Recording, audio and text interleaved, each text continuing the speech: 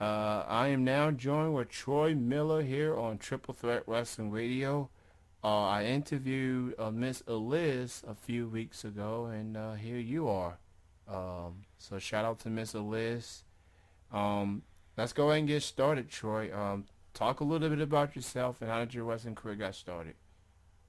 I've been a fan my entire life. When I was a child, I didn't want to pitch in the World Series. I didn't want to be a policeman or a fireman. Professional wrestling was it for me, and something that I just was captivated by, and something that I could envision myself doing, and it's just what I wanted to be when I grew up. I finally got the chance by meeting a local wrestling legend here in Indiana by the name of Cousin Bubba. He took me and my cousin under his wing, and he trained us in the summer of 1990, and the rest is wrestling history as we know it. And do you remember the first match you ever had? First match I ever had was January the 21st, 1991. I wrestled the Mysterious Sheik in Fort Wayne, Indiana. I took a pretty brutal beating. I just watched that match actually, probably, I don't know, a couple weeks ago. And I was a scrawny, probably 130 pounds, soaking wet at best, 16 years old. I looked like I didn't belong in the ring, but, with time and experience and hitting the weights pretty good, I'm doing all right 20 years later.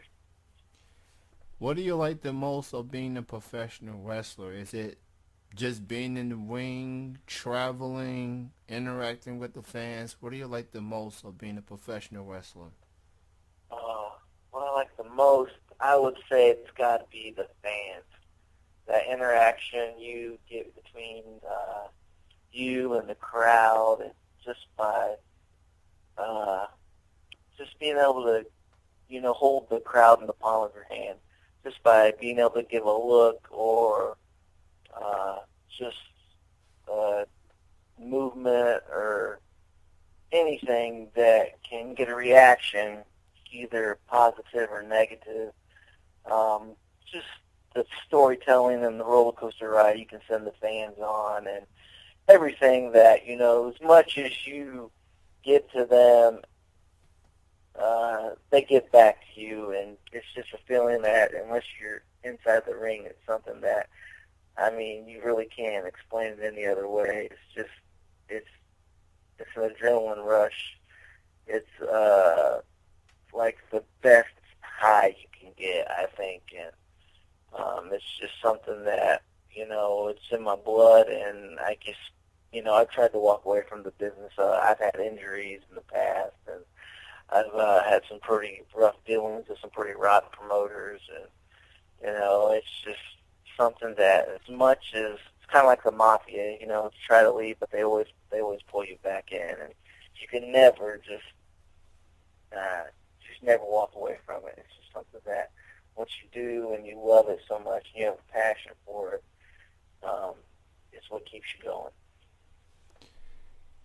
Now let's talk about how this came about between you and Miss Elias. Miss Elias is your manager slash valet. She walks with you to the ring. She talked a little bit about it with you when I interviewed her a few weeks ago. How did that came about?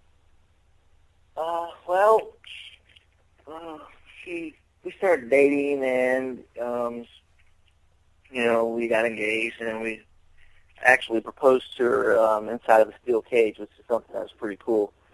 And it's just wrestling's been our thing, and she knows how much I enjoy it, and she enjoys it just as much as I do. And a lot of times when you're the wrestler's girlfriend, or you go to the shows, a lot of times you're alone, unless you bond with the other wrestlers' girlfriends or wives or something like that. But Missy Liz, Libby, she's just one of the guys, and she fits in with with everybody, and she just wants to be part of the atmosphere. She wants to be. She's a little bit of a spotlight stealer, and she likes the center of attention all to be on her. So when she sees, me doing something that I love, and she loves it just as much as I do. She had some confidence issues and stuff like that. She wasn't really comfortable with herself, so she's hit the gym pretty hard, and she lost a few pounds, and she really, wanted to get in there with me. And ever since she's joined me by my side, she has really jump-started. I mean, like it's been a rebirth in my wrestling career.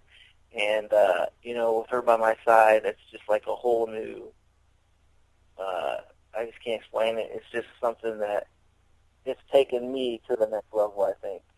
And together with a complete package. And our track record proves it. Shout out to Miss Liz if you're listening. It was great talking to you a few weeks ago. And y'all two, y'all like the Bonnie and Clyde, Indiana, I suppose. No doubt, no doubt. We take the money and run. There you go. I hear you got a match coming up with a WWE Hall of Famer, Hacksaw Jim Duggan. Talk a little bit about that. Oh, yeah, that's correct. September the 8th in Converse, Indiana, we'll be taking on Hacksaw Jim Duggan for the EWF promotion. Jason Maples runs that promotion. And, I mean, it's really, it's always been a solid promotion, but here lately, the last couple of years, I mean, he's brought in a who's who of talent, and he's really turned things up. And, I mean, it's one of the top promotions in not just Indiana, but the whole United States, I believe. He's been running shows for almost 20 years, so you can't really say a lot of other promotions out there are doing that. Plus, with bringing the talent in that he does. Hacksaw Jim Duggan, definitely he's a WWE Hall of Famer. He's, not known for championships or anything, but he does carry that 2x4. He's going to have 2x4 and Old Glory in his corner. I got Missy Liz.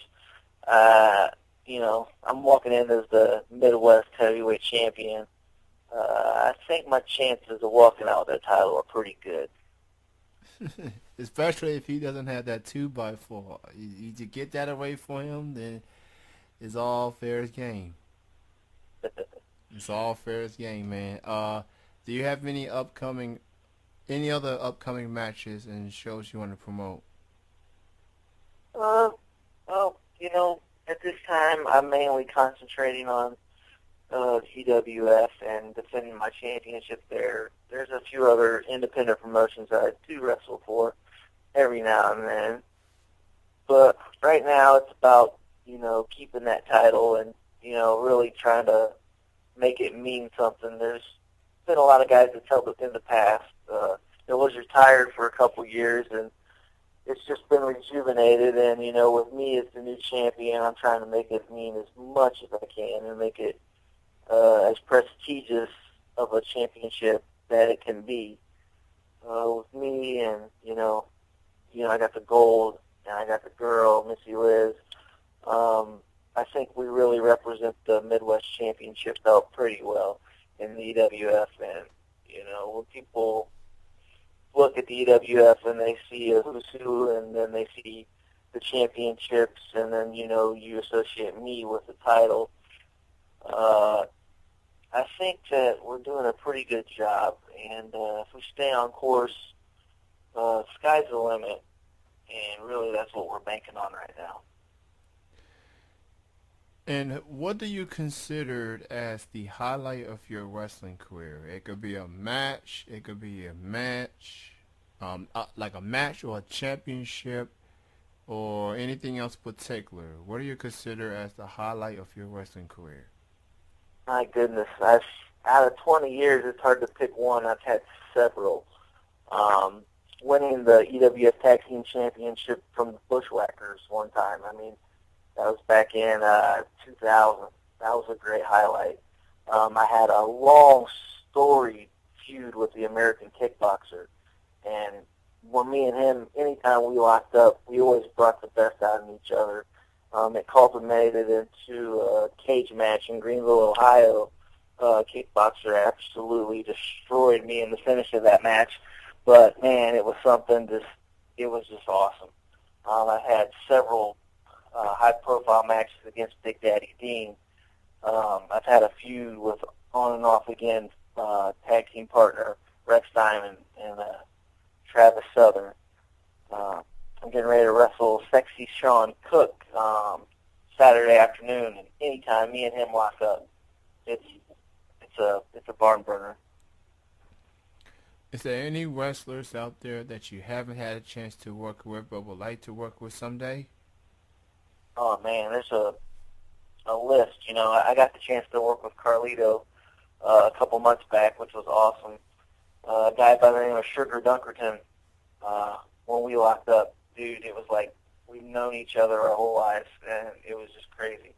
Guys like that, when you can get in the ring with that type of talent and just feed off of each other,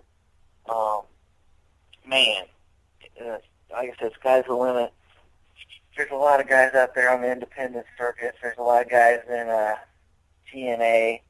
A guy like Austin Aries, if I could do business with a guy like that, I believe that I could step up to that level and compete with the very best in the world. I've done that for years on the independent scene, and, you know, that's my next step. What are some other goals you want to accomplish? You mentioned you've been in this business for 2 decades. You pretty much faced a lot of big names. You won championships. You're very established on the indie scene. But what are some other goals you'd like to set for yourself? Long-term goals, I really don't pretty much concentrate on those too much. Short-term, you know, I need to just continue to stay healthy. I need to continue to, you know, just show up. I mean, not just physically and mentally, but, you know, just bring my A game every time I step in the ring. I like to pride myself on giving the fans their money's worth. So anytime that you see the name Troy Miller on the card and people pay their hard-earned money to come see you wrestle, I always make sure that I deliver a performance that, you know, their fans aren't going to remember wins or losses, but they are going to remember talent. So when they go home that night and they're talking about the matches, you know, they may have cheered me or they may have booed me, but they're still going to talk about me either way. That's always one of my goals, you know, every time I stay out and lace up my boots, is to make sure that, you know, whether it's good or bad, the people are going to remember me for what I did. Which role do you like being better, the babyface or the heel? When I first started out babyface, I used to, you know, really like being a babyface. But, you know, that's me. I'm a babyface in real life. I'm always trying to do the right thing. I always try to rise above everything and be the good guy. Alter ego, Troy Miller in the ring, I'm a nasty, nasty heel. And I just, you know, when I can flip that switch and just turn into somebody that's totally not my character, it's just, you know, that's what I like to do. And you know, in the wrestling business, people can sometimes get people's real life confused from the character that they see in the ring or characters they see on television. How do you deal with people that sometimes don't know the difference between you, the wrestling character, and you as a person? I really don't have that problem. Like before the matches, you know, like we go out to the autograph table, we sign. I mean, if I'm the heel on the show, I'm still going to sign on. If somebody walks up to me, you know, if a little kid, you know, has the guts to ask me for my autograph, I'm going to give him an autograph. If he wants to shake my hand, I'm going to shake his hand and talk to him. When I step in that ring, you know, that's a totally different story when the switch is flipped. There's some people, you know, in this business, you know, they believe their own hype. When you have everybody in the world telling you how good you are, I mean, especially if you got talent, you got people telling you how good you are, and you're going to go places. It's easy to believe your own hype. It takes a bigger man to, keep his ego under control and to keep things in perspective. Because, I mean, I've seen a lot of guys that just believe their own hype, and they just get an attitude that's terribly out of control. And, that doesn't benefit anybody. It doesn't benefit the guys you work with. It doesn't benefit the people that pay to see you wrestle. And it just, nobody likes a jerk. I try not to be that guy, especially backstage with all the boys. I try to be humble. I try to keep a level head, and I like to be respectful and thankful because if it wasn't for the people that came before me and the people paying tickets to see me wrestle, I wouldn't be anything. So you just got to keep it in perspective. Don't believe your own hype. If you're talented and if God has blessed you with great wrestling ability, you just knock on wood and you try to be the best that you can be. And, you don't take everything for granted either because, it can be gone in the blink of an eye. So that's just my advice to anybody out there that believes their own hype. You just need to, put things in perspective and just think about the bigger picture. What would your advice be to anyone out there that wants to be in the wrestling business? If you're getting in the business for money, if you think you're going to be a big superstar and you're going to be rich and famous, then that's the wrong, it's the far from the truth. It takes a lot of hard work, a lot of dedication, a lot of sacrifice. You have to have the heart, you have to have the drive, and you have to have the ability. I would really, I wouldn't discourage anybody from doing it if it's something that they really have a passion for. But, I've always been open and honest with people that want to break in. It's not for everybody.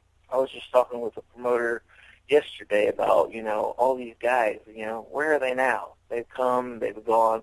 Some of them had a lot of potential, especially on the independent scene. You see it a lot. Guys come on pretty strong and, they have great ideas and they have all these big-time visions, and after reality sets in and, they find out it's a lot more harder than they thought it was going to be. Maybe it takes a lot more work than they thought it would. They don't pan out, and, it's really sad, but it's the state of our business, it's a lot more open than it used to be. Pretty much anybody that, they want to pay somebody to train them, they get thrown into the wrestling ring. And, guys like that, they used to, get stretched, and you had to be tough to make it. You had to really, really, really want it. And nowadays, guys really they just think they want it. They just don't want to work for it. They want everything handed to them. When reality sets in, they decide they don't want to be a professional wrestler.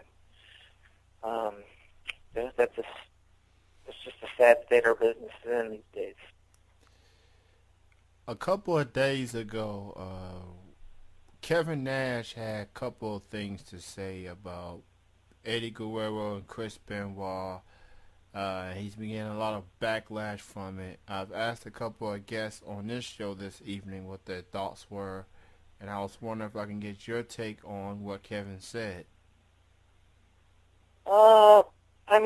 I can see his point.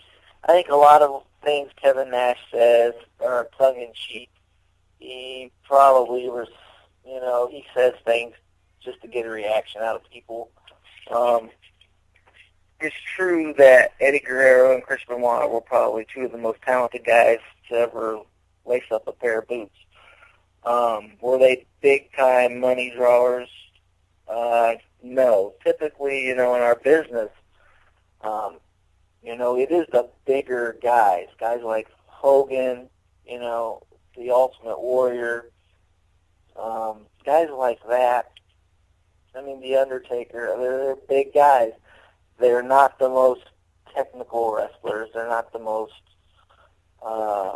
well-conditioned, but they're fit and they're strong and they're big and colorful and flamboyant and they have some type of persona. They're not, when he was called them vanilla midgets or something like that. They were, I mean, pretty, Eddie Guerrero had some pizzazz and stuff. Benoit, he was, no nonsense, straight to the point. But they were very gifted in the ring. I'm not going to take anything away from it. It's good that they were rewarded for that, I believe, as far as, them taking the business to a whole nother level like Boston or something like that. No, they weren't the guys to do that, but they were definitely, marquee players. I mean, when it came to getting the job done inside the squared circle. So I think Kevin Nash was, he was being honest in the fact that, they never drew big money. They weren't, mega superstars. But, you can't take away their wrestling ability or their talent. So I think that, I don't know if that's what I don't think he was trying to do that. I don't think he was trying to discredit them in any way, but he was just saying that they weren't big time, stars that turned the industry on its head. Well, I can honestly say that they may not have been quote-unquote household names, popular, pop culture, that type of deal. But like you said, you can't take away what they did inside that ring, and it was good to see that WWE at that time, and they still are to this day, will not relying on the 7 foot guys or the power super heavyweight guys. They rely on the probably the underneath 6'5" guys, those that are athletic, those are technically sound, those who can put a match together. 7 foot guys in wrestling is not what it once was 10, 15 years ago, and I don't know. I said this earlier, and I'll say it again. Maybe it's sour grapes on Kevin's part, but and it's unfortunate that what happened to both Eddie and Chris, but they should be looked on for what they did in the ring, not what they do outside the ring. But there's gonna be people that's gonna point that stuff out, but as long as fans know what they did inside the ring, that's all that matters. No doubt, no doubt. Before I let you go, Troy, I asked our guests to do this. It's like a station ID. It's like a voice drop. All you have to do is say your name. And right after you say your name, you are listening to Triple Threat Wrestling Radio. All right. Go right ahead, sir. This is Troy Miller, EWF All Us, and you're listening to Triple Threat Wrestling Radio. Awesome, man. Thank you for your time. Tell Miss Liz I said hello. Good luck in your match versus Jim Duggan. Best of success goes out to you going forward. Thank you for your time, and do you have any final words and shout-outs? Final word, shout-outs. You can find me on Facebook and follow me. And I just want to thank you for having me on. I appreciate your time.